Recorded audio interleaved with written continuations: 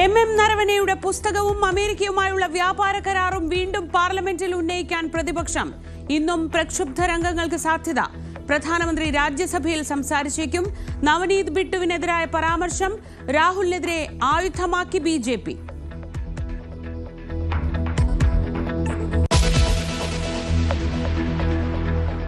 ശബരിമല സ്വർണ്ണക്കൊള്ളയിൽ നിയമസഭയിൽ പ്രതിഷേധം കടുപ്പിക്കാൻ പ്രതിപക്ഷം.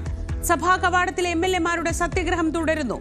ബജറ്റിലെ ഉപധനാഭ്യർത്ഥനകളുടെ ചർച്ചയും വോട്ടെടുപ്പും ഇന്ന്.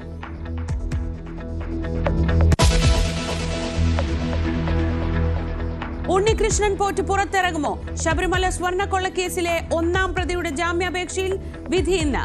വിധി പറയുന്നത് കൊല്ലം വിജിലൻസ് കോടതി. പുറത്തിറങ്ങിയാൽ ചോദ്യം ചെയ്യാൻ ED-യും. കണ്ണൂരിൽ ഇന്ന് പൊതുഗതാഗതം സ്തംഭിക്കും. സ്വകാര്യ ബസ്സുകൾ നിരത്തിലിറങ്ങില്ല. നടാലിൽ ദേശീയപാതയ്ക്ക് അടിപ്പാത നിർമ്മിക്കാത്തതിൽ പ്രതിഷേധം. പണിമുടക്കിന് ആഹ്വാനം നൽകിയത് ബസ് ഓപ്പറേറ്റേഴ്സ് കോർഡിനേഷൻ കമ്മിറ്റി.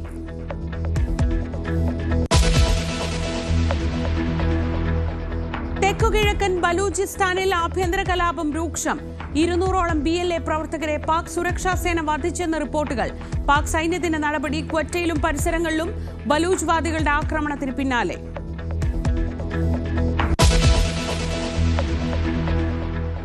ഇന്ത്യ-US വ്യാപാര കരാറിൽ പ്രതികരണവുമായി റഷ്യ. എണ്ണ വാങ്ങുന്നതിൽ നിന്ന് ഇന്ത്യ പിൻവാങ്ങിയെന്ന് വിശ്വസിക്കുന്നില്ല. വൈറ്റ് ഹൌസ് പ്രസ് സെക്രട്ടറിയുടെ പ്രസ്താവനയ്ക്ക് പിന്നാലെ പ്രതികരണം. നിലപാട് വ്യക്തമാക്കാതെ ഇന്ത്യ.